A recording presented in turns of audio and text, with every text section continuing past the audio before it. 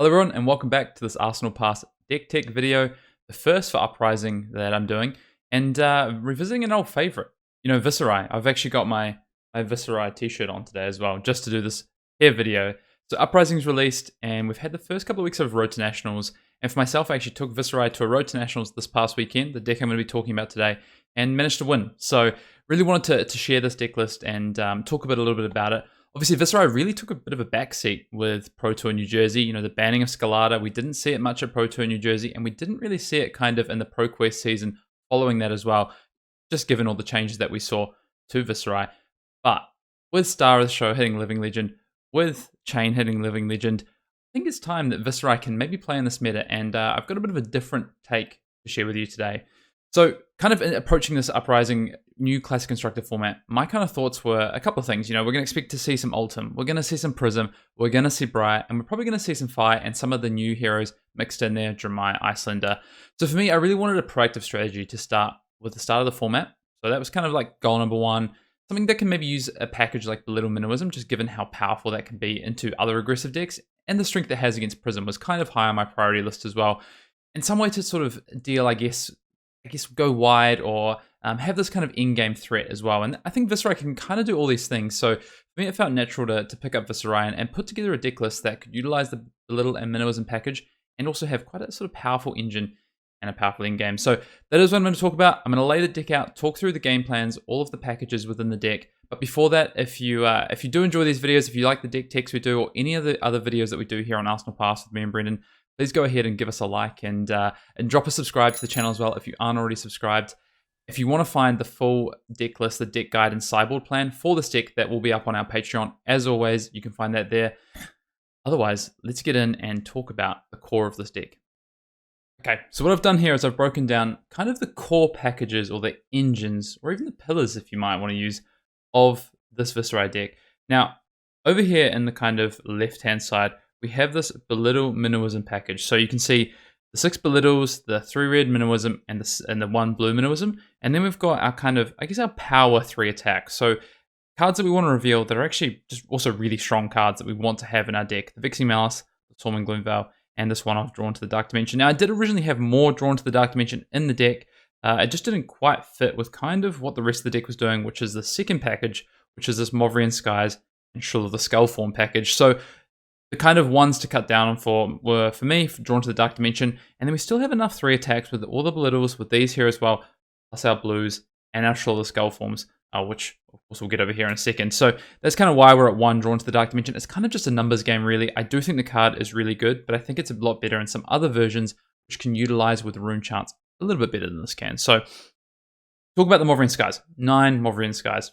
Gotta love it. It allows us to kind of always play this play pattern of Mavrian Skies, pitch a blue, play a 2 cost, or even sometimes a 1 cost in the form of Vixie Malice, get go again, threaten those rune chants, take a card out of the opponent's hand, sometimes 2 cards or a card in the equipment, and then we get to go again and come in with our Rosetta Thorn, which is kind of the next pillar of our deck. This is one of the best decks I've kind of ever played, I think, in terms of utilizing Rosetta Thorn. Because of the Mavrian Skies, because of the Belittle Minimalism package, we are always turning this Rosetta Thorn. There is very few hands where you're not going to be able to turn this Rosetta Thorn on. You're probably blocking with it or doing some sort of combination of blocking and maybe swinging with a 1 attack like a Spellblade Assault to gain some rune chance. That aside, great Rosetta Thorn deck, and that's kind of the pillar of what it does with these 9 Mavrian Skies and the 6 Shrill of the Skullform plus the 3 red Spellblade Assault. Now, you could play the red Shrill of the Skullform in the Spellblade Assault sort of spot. I don't think you ever want to, though. I think Spellblade Assault does a significantly better job. Neither reveal to Belittle. But what Spellblade Assault does is it's always going to make sure you either have extra rune chance to come in, splitting up that damage, making it harder to prevent, or it's going to combo with cards like Mordred Tide, which is going to be massive, or even offer Mavrian Skies into something like a Drawn to the Dark Dimension. And you'll see we do play a couple of blue Drawn to the Dark Dimension, kind of for this very reason, is that you can kind of combo these off and get some really strong value out of them. So that's the kind of, as I say, the Belittle Minimalism package, the Mavrian Skies, Shrill of the Skullform package, and then down here in the bottom, we've kind of got just I guess, good non-attack actions that can get us value and rune chance. So we've got 3 Revel and Runeblood, Mordred Tides, Sonata Arcanics, and we're always going to play a Runeblood incantation, and sometimes, I'll talk about the sideboard soon, we'll play a Read the Runes, especially if we're going first, and we can sort of get that become the Arc Knight out. We can just up the density of having really strong turn 1 where we set up for a really strong turn 2. So that's kind of the I guess the 10 pieces of non-attack action that aren't these Belittle Minnowisms and aren't our blues over here. The next card I really want to talk about because it's so crucial to this deck, and this deck loves utilizing this card, is Spellbound Creepers. This deck can really go quite wide on you, and one of the really cool things is that you can play a Belittle, go and search up a Minnowism, and actually play the Minnowism for free, off the Creepers, well, for one, gaining that action point, and then allowing you to do something like come in with a Shrill Skullform, even with no Movrian Skies, or come in with a Vixie Malice for 6, and then come in with the Rosetta Thorn afterwards, maybe even one of these blue Vixie Malices. So that's really why the Creepers are so strong in this deck, and because of the Vixie Malice, because of the Rosetta Thorn always being on, and because of just the arcane damage that we have that is also, quite hard to deal with, it's really easy for us to keep Creepers around for multiple turns. In aggro matchups, we can keep Creepers around for a long time, 2 to 3 turns, 3-4 turns, maybe even get 2-3 uses out of it, defend with it on the turn that we can't anymore, and then just continue on with our game and get a lot of value out of the Spellbound Creepers. A very strong deck for Spellbound Creepers. In terms of the other equipment suite, Grasp is always in. I'll talk about the headpieces in the sideboard. And then Aether Ironweave is kind of the default. And the big part of that is just leveraging, the resources that we have with Belittle Minnowism. Sometimes we want 4 resources on a turn, and Aether Ironweave can really help with that. You could say, well, play Tunic, but the games aren't really going that long. The 1 defense value up front, and sometimes we want 5 resources or 4 resources and pitching one of these yellows. So that's kind of why we start with the Aether Ironweave. And then sometimes we have to pitch a red to a Belittle because we just have nothing else. And then we can either get the blue Minnowism, or sometimes we'll actually get the red and utilize that Aether Ironweave on that turn, still have a 3 resource. And quickly talk about the blues. Kind of the top ones here broken out is just under 3 attacks. So they always reveal to Belittle. Now, it's not ideal to be pitching 2 cards to Belittle and revealing one of these blues. But kind of the cool thing is that, often we do want to have 4 resources, and we can pitch a sort of an average red card that maybe we don't need, or something for late game, especially in our matchup with Ultim. And then we can reveal one of these, and we can actually just go get a red Minnowism, utilize these. Other times, we might even be able to use the full 6 resources. We have the Grasp of the Arknight to sink extra resources in. So we can still get quite a lot of value out of the Belittles, even when we're revealing a blue. And some of these blues, Spellblade Assault with a Movrian Skies, still pretty reasonable. Spellblade Assault in general is still worth quite a bit of damage. And Vixie Malice is still quite good, keeps your creepers around, pushes arcane damage. So all kind of good stuff there, plus Drawn to the Dark Dimension, which just pairs really nicely with these Movrian Skies as well.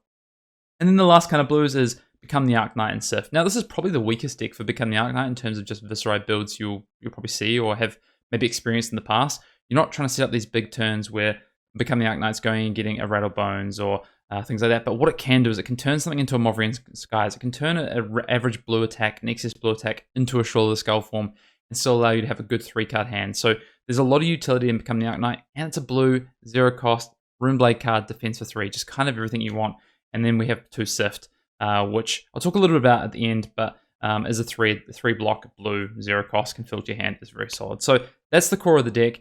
Those are kind of the I guess the game plans, as I say. It really is around these core tenets of the deck, which is the Belittle Minnowism package, cards that reveal to that there, the Shrill Skullform plus Movrian Skies package, the Rosetta Thorn, the Spellbound Creepers, and then we have some some really good cards that just kind of sit in here and just fill out this Viserai deck to do what it needs to do. The last thing I will say though is we play a lot of blues. You can see we've got 21 blues in the main deck here, and that's because we can really leverage and utilize those blues. And a lot of the blue cards in this deck are just good. These Movrian Skies, we want to play these out. Shrill Skullform, often we just want to play these out. They also, all these here, defend for 3. So our blues also have a lot of defensive value, which is great, and just incidental value on top of that. We're never short of resources with this deck, and of course we can belittle up that Minnowism if we need to. One thing you might notice about deck techs on Arsenal Pass, if you've watched any of the ones that we've done in the past, either myself, Brendan, or some of the guests that we have on this channel, is that often we'll talk about the core and I guess the sideboard or the pre-board or the additional cards, whatever you want to call them, in different ways. And there's a couple of reasons for that. Sometimes we start with a really core of what a deck is trying to do, and we might add cards in to influence that or change it, or we'll take cards out. Now, as I just showed you, that was a 59 card core. That whole kind of engine really ties together to play this really coherent, sort of succinct, really sort of reliable, consistent game plan. That's the main aim of that deck, power, consistency. Now the sideboard cards, we chop and change a few things, but it's really minor. We don't mess with that engine too much. And you'll notice we do play quite a lot of equipment. I'll explain that in a second. And that's not necessarily 100% correct going forward, I think, but I'll talk to that. Now, so let's look at the sideboard. 59 cards in the core, as I say. Basically, when we're playing a sort of streamline sort of plan, we're playing into an aggressive deck, we're playing into a mid-range deck, so we're playing into the Briars, we're playing into the Mirrors, we're playing even into, I guess, the Rhinars of the world, so the Fires of the world. We're playing a pretty streamlined sort of build, so often we're just going a Read the Runes or a Runeblood Incantation into that 60, and that's going to depend on whether we're going first or second. Always want this Read the Runes on the play with Become the Arknight, with Mordred Tide, has a really, really high ceiling. But on the going second, it has much less. That ceiling's a lot lower. Sorry, yeah, that ceiling's a lot lower. The floor's a lot lower, that's for sure. And then Runeblood Incantation is just a really good way to create rune chance, consistent threat. But it's kind of in shorter matchups. Sometimes it can be a bit of a liability. It might not get the full value of the rune chance out of it. Now, in terms of some of the other cards here, we do have an Arknight Shard. It's our 22nd blue. Playing 22 blues into Ultim. Arknight Shard is really good into those grindy matchups. And matchups where you don't necessarily want all your cards to be able to block, which is fine. So, not very good against Rhinar, not particularly great, I think, into, things like Lexi, 5, for instance. I would leave this in the sideboard. But in the Mirror, where you're going to be defending arcane damage, this is 4 damage worth of a card in those situations. Into Ultim, it's 4 damage worth of a card. Like, that is the kind of things that you really want to see. Other than that, these cards here, Command and Conquer and Runic Reclamation. Command and Conquer, really easy. It's literally for Lexi. I think it's your worst matchup, so you have these cards here just for that.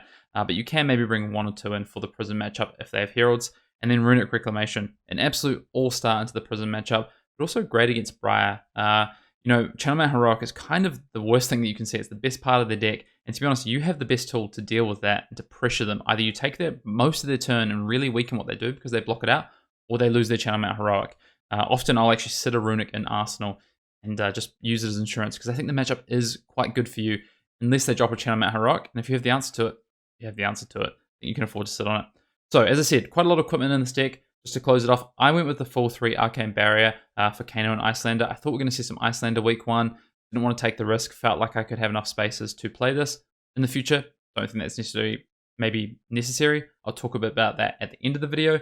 And then Tunic. This is for the Oldhim matchup basically, and anything that's kind of grindy, where you're going to get value out of this as opposed to playing Aether Ironweave. I think Ironweave is really powerful just in general. I think it's really good in this deck, especially, in an aggressive deck. But Fendel Spring Tunic, you can get great hands with Belittle, where you Tunic to start the turn with Belittle, so you don't have to use any cards out of your hand. You can go get the Blue Minnowism, great stuff like that. So Tunic is good, especially into grindy matchups. Sometimes going first, even into some matchups, I might play it. Maybe something like a Rhinar, where maybe the game's going to be a little bit slower. I might go with the Tunic. And then the two caps. We've got the Skull Cap and the Crown, or the Crown and the Cap. So I put these both in the sideboard as opposed to one as the default because I was kind of chopping and changing these through the day, and I don't actually necessarily think that Crown of Providence is like an auto-include, but I do think it's really strong in aggressive decks. I think it's really good into the Mirror. I think it's really good into Briar, for instance. But I did expect quite a bit of sort of ninjas to show up, and that's why I wanted the Skull Cap.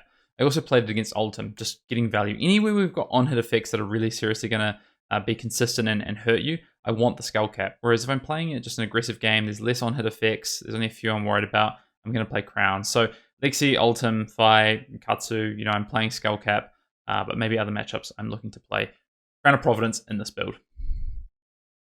So we've covered the core of the deck, we've covered some of the sideboard options and packages that are there, plus some of the lines of play that you can expect to sort of go through with this Viserai deck. I did also want to talk a little bit about some of the matchups you can expect to face and cards that aren't in this deck as well, before we talk a little bit about where to go next, maybe with Viserai build. So first up, matchups. I think, you're going to expect to see the big ones right now. Briar, Prism, Ultim in particular, and probably Fire. We're seeing Fire be pretty popular. So I do think as a kind of shell of a deck, as a core of a deck, I think you have this really good aggressive plan into, the Briars and the Fires. And because you have this really strong suite of equipment, plus the ability to play off 3-card hands, you can block quite well and disrupt their plan while enacting yours. And then every now and again, you get the chance to use some equipment, get in big 5-card hands, and just kind of take over the game. So that's kind of your plan in those matchups. And then it comes to Prism. Really what you're trying to do here is just put on as much pressure as possible and control auras where need be. You can use some of the, the Phantasm Poppers. You can bring in some Command and Conquers, things like that. And even if you wanted to play Amplify the Arknights in this deck list, you could do that maybe over something like the Arcane package that you have in the sideboard, the Arcane Barrier package, if you're expecting Herald Prism. Ultim is quite a grindy matchup. You're looking to use the package we talked about earlier to set up these kind of in-games to really push through big burst damage turns, Mulverin Skies setups, Revel and Runeblood turns, maybe setting up a few Rune Chant turns, especially if they're quite defensive with Read the Runes and incantations. and then pushing all at once. Now, I do want to talk about some cards that aren't in this deck list. And I think for me, one of the ways that I approach deck building is I really look at kind of the engine and the core of what I want to do. And for that reason, there's some cards that would be traditionally auto-include in Viserai, which just aren't in this list because they do not fit with this kind of Belittle minimalism, Creepers focused, Rosetta Thorn, Movrian Skies deck. And one of those, probably top of the list, is Rattlebones. This deck does not play Rattlebones. I did actually, in a couple of games I did of testing, I did play Rattlebones into Ultim, and I think it is reasonable. I think if you are expecting a lot of Ultim, I might pop in a Rattlebones. I actually struggle to find space for that Rattlebones though, and sometimes it is a bit awkward. So I don't think the deck can support more than one Rattlebones. If you ever see two, sometimes you see multiple. It's really good off Aether Ironweave. Otherwise, it's not as strong, and I actually prefer to play Tunic against Ultim. So that's the reason I cut that card from the deck, even after testing and actually reasonably liking one of them. But the kind of play patterns that you're going for just don't really support Rattlebones, and often it actually clunks up the deck and makes it quite awkward when you draw those with hands where you need a more streamlined attack. Because often, apart from Gloomveil, that's the only your really good target in Graveyard now. You don't have Ninth Blades, we're not playing Rune Flashes in this deck, which is another one not playing. So we're not playing Rune Flashes, and a big part of that is we're just not creating that many Rune Chants consistently. We're doing them in big patches or on certain turns, and we're creating ones here and there, but we're not consistently creating, 2 Rune Chants here. We're not Spellblade Assault and Spellblade Strike. We're not kind of pushing it through. We're not always playing the incantations in this matchup, so Rune Flash is quite awkward, and it doesn't reveal too little. So in terms of other cards you could play, you could look at a third Read the Runes. I think that's perfectly reasonable, especially if you're looking or you're expecting a lot of Ultim at your event. I think going up to the 3 to have 3 Read the Runes and 3 Incantation is a really good place to be for setting up those big spike turns and making the most of your Mordred Tide. Now, probably the last card that I don't play on this list is Tome of the Arknight. I know Tome of the Arknight has had a bit of a resurgence in sort of recent Viserai lists, and I think the card is fine. I think the card is really reasonable. It does a job late. I actually prefer Sifs. I just want to up my 3 defense count. So that's kind of where I would probably slot in Tomes if I was going to play them. It does get a lot tougher in this deck. We're on 9 Movrian, we're on Belittles. You're running a lot of 2 defense cards. So, and it's just not consistent. It's not the most consistent card. Yes, sometimes it's free and it's really strong value, and other times it's a blue. But in this deck, the actual 2 defense is a real downside. So that card doesn't make the list. All right, well, that's almost going to do it for this video. Before I wrap up, and I'm going to talk a bit about some cards that I would probably add or changes I would make to this list moving forward if you're looking to pick this up, taking it to your Road to Nationals this week, an Armory event, or just any event in the next few weeks and you want to test this out. Before that, again, do want to say, if you enjoy the content that me and Brendan put out here at Arsenal Plus, please give this video a big like and sub to the channel if you aren't already. It does help us out, and we want to continue to grow and get out to more Flesh and Blood players out there. If you are looking for the full deck guide and sideboard plan for this list, you'll find that up on our Patreon, as we always do with these deck tech videos. And otherwise, just a big thank you to all your support. Now, changes I would probably make. First one is second minimalism. I would get that right in the list. I think, although I didn't often sort of go begging and think I needed it, if you ever block with that earlier, you're forced to block with it, especially in an aggro matchup. It hurts a lot. You are searching for that blue quite a lot. 6 Belittles, you want to make sure you're hitting every time. Often you are getting the red for damage output, but sometimes you need the resources. So I do like the second blue minimalism, and I would probably play that. I would probably just cut, if you don't have a shard, just cut the shard and put the minimalism in. Or you can even maybe cut another non-attack action. Sift is another option. Going up to the 3rd Sift you could do over the shard as well if you're looking to do that. But I'd probably just go maybe shard out of minimalism. And if you have the shard, I'd probably still keep it. And I'd look to maybe just cut one of the Sifts. They're fine. They block 3, they're blue.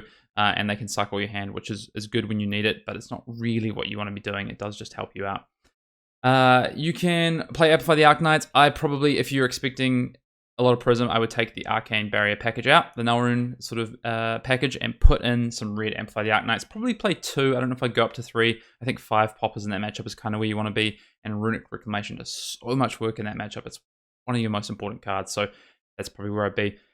And that's going to do it for this video. Thank you so much for watching. Again, this Belittle Viserai deck is so much fun. I've really been enjoying playing it, putting it together, and then playing in this Road to Nationals. And I think it's strong. I think it's a really good place to be for the early weeks of the Uprising meta. And let's see what comes of it as we head down the road. Until next time, see you in the next video.